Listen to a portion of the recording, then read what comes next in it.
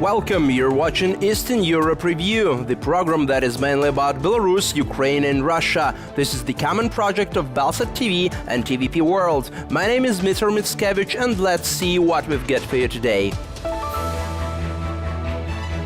Some European companies violate sanctions and continue to cooperate with the Lukashenka regime in Belarus. And the only thing that can and should be done here is to draw the attention of the competent authorities to this. The head of Chechnya, Ramzan Kadyrov, recruits the members of Islamic sect to fight against Ukraine. We, the Murids of Batal Haji, will prove to the whole world that we are believers of traditional Islam, acceptable to the Russian state. Harrowing testimonies of women raped by the Russian soldiers in the Kiev region.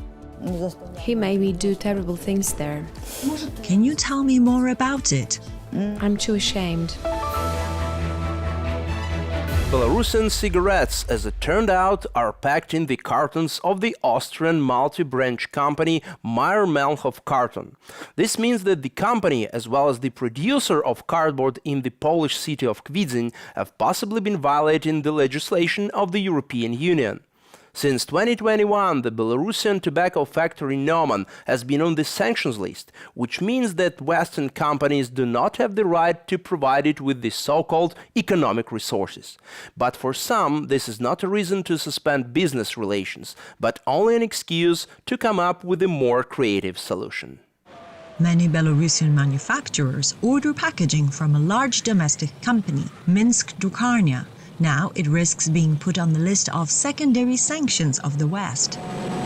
Belsat learned that the printing house supplies the tobacco factory Neumann with packs of their cigarettes. The factory has been under sanctions from 2021, and the packs are made from the cardboard of the Austrian company Mayr-Melnhof Carton, which is produced in the Polish city of Kwidzyń. Obviously, there is no direct business relationship. The agreement for the supply of 3,600 tons of cardboard was concluded with Carton Russia, a Russian subsidiary of the Austrian company.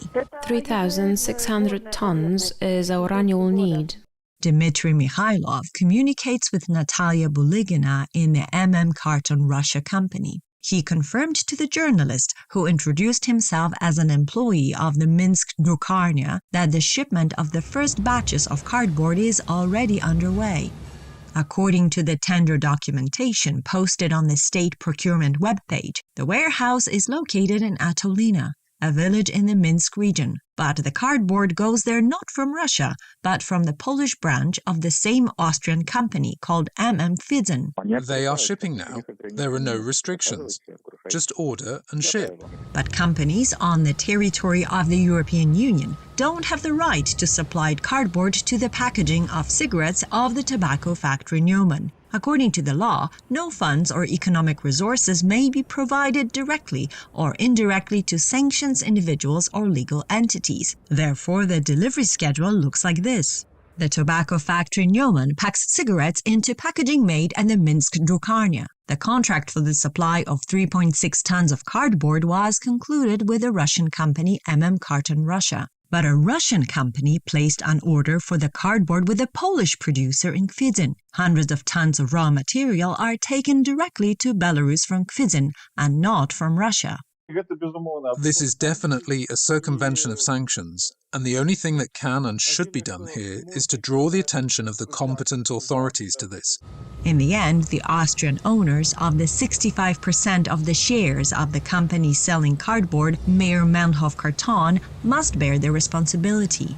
The circumvention of EU sanctions is illegal. It is fully prohibited by EU law. We have a number of different ways in which we tackle this. For example, it is first and foremost for those member states to ensure that EU sanctions are not circumvented.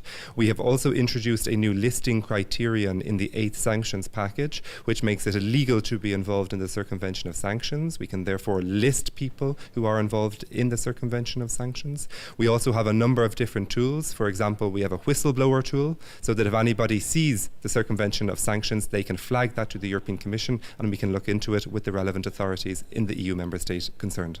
Our interlocutors at the Minsk Drukarnya and the Russian office of the Carton Russia are aware of the threat of sanctions but continue to cooperate. Dmitry Mikhailov refers to his colleagues from the Belarusian capital. They know that we had a problem with these sanctions, and it was the printing house that found out whether it's possible to deliver or not. And then they said, okay, you can. Maybe information about you and your business was exposed where you'd rather it wasn't, or maybe it's all nonsense. We understand that you are on the list of those who have a yellow card because the state owns you, but there is no real threat yet. Law enforcement agencies in Austria and Poland will now ascertain whether there is a real threat to those who supply economic resources to the tobacco factory Neumann or not. And according to the promises of European politicians, a special institution will soon be established to track the chains of cooperation with the sanctions enterprises in Belarus and Russia. The head of Chechnya, Ramzan Kadyrov, is helping the religious brotherhood from Ingushetia, which is referred to as a sect and is pursued by the Russian security forces. In return, members of the sect have pledged to form detachments of volunteers for Kadyrov that will participate in the war with Ukraine. Dissenters have been trained at a special training ground in Chechnya, and all equipment and uniforms have been covered by the Russian budget. Ingush fighters claim that they are ready to follow any orders from Ramzan Kadyrov. This is the Republic of Chechnya, a region that is part of Russia, located in the Caucasus. On the outskirts of the city of Gudermes, there is a training camp of the Russian University of Special Forces. This is where fighters from the neighboring region, Ingushetia, were trained for 2 weeks. The men will be sent to the war with Ukraine. All these people are followers of Sufism from the Brotherhood of Batal Khajins. These men came to Chechnya at the invitation of Ramzan Kadyrov, the head of this Russian region. They are escaping the persecution of police in their homeland. We will be ready to follow any orders of the Supreme Commander-in-Chief under the leadership of our dear Ramzan Akhmatovich. We, the Murids of Batal Haji, will prove to the whole world that we are believers of traditional Islam, acceptable to the Russian state, and we will demonstrate who is a patriot and who is a terrorist. The Batal Hajins who live in Ingushetia are members of an influential Sufi brotherhood that was founded in the late 19th century by Sheikh Batal Haji Belkhoroyev. His descendants have gained significant political power and held important positions in the Republic. But since the early 2010s, the brotherhood has been losing supporters. According to Russian independent media, the Brotherhood of Batal Hajins numbered about 5,000 people in 2019. The core of the Brotherhood are the direct descendants of the Sheikh. No one from outside is accepted into the Brotherhood. In Ingushetia, people are talking about connections between this sect and illegal business concerning trade in gold and stolen cars. In 2019, the head of the Center of Combating Extremism in the Ingushetian police, Ibrahim Alzarkayev, and his brother were killed in Moscow. This crime has been associated with the Brotherhood. Since then, Russian security forces have regularly pursued and detained its members. They call themselves the Brotherhood. I call them sectarians. In fact, there is no one on a par with them. It's like a mafia syndicate, you know. According to Kartoyev, the Batal Hajins were engaged in illegal business and operated with impunity. Part of the income has always been given to the top of the Brotherhood. But the members of the Russian security forces are far from being legal as well.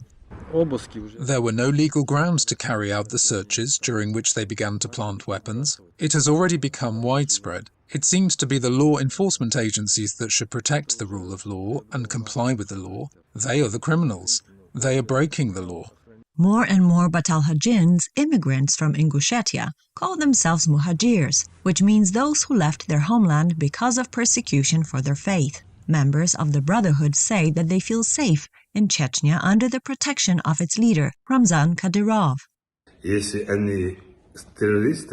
they are terrorists, then I am the #1 terrorist. If they are a sect, then I am the #1 sect. Because we are fellow believers, we have our own charter.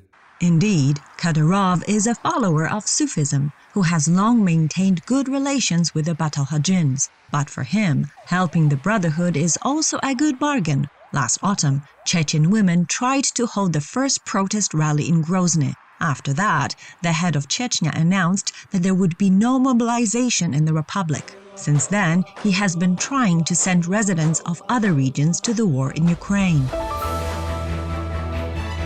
Russian soldiers took a woman from her own house in the middle of the night after killing her husband and raped her. In Ukraine, there are more and more testimonies of women who suffered from rape by the Russian soldiers. Our journalists managed to talk to Victoria, a victim of sexual violence during the occupation of the Kiev region in March 2022. We have to warn you, as this is a harrowing story and our material contains potentially disturbing content. The gate was open. It saved me as I could run away. We met with Victoria near the place which she wants to erase from her memory. Natasha was on the second floor, and I was on the first. Here is this room, the room where he raped me. The woman was barely ready to tell us about what the Russian military did in the neighbor's house on the 9th and 10th of March 2022 in the village of Berestyanka near Borodyanka, Kiev region. He made me do terrible things there. Can you tell me more about it? I'm too ashamed. Before the interview, Victoria smoked several cigarettes in a row, and in order to be calmer, she asked for moral support from a neighbor who helped the woman survive the horror afterwards. You won't get over that shock. It's really scary. I don't want to go back to that moment. On that spring day, the Russian military came to Victoria's house to carry out a search for the first time in 2 weeks since the beginning of the occupation of the region. Sasha, Natasha's husband, opens the door and the soldier says, "So give us your woman." He replies, "No, I won't give up my wife. Take me if you want, but I won't give up my wife." And the soldier shoots him. Sasha falls. The sound was so deaf. Dania asks, "What have you done?" Oleg replies, "He is to be blamed." Victoria recalls how, in front of her eyes, in the house of a neighbor, the Russian military killed Natalia's husband. One of the soldiers shot the man in the head and then went after his wife, who did not see her husband's death.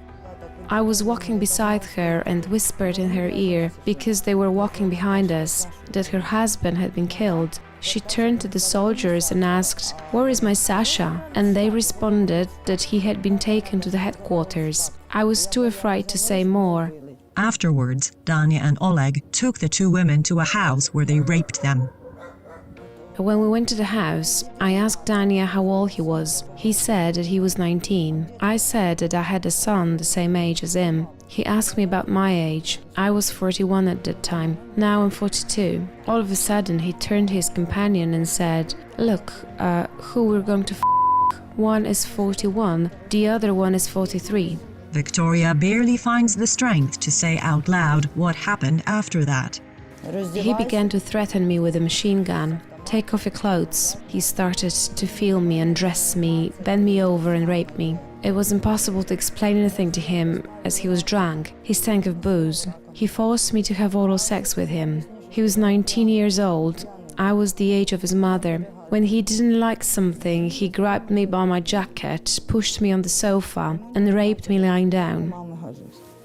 As soon as one of the soldiers, Dania, left, the woman ran away.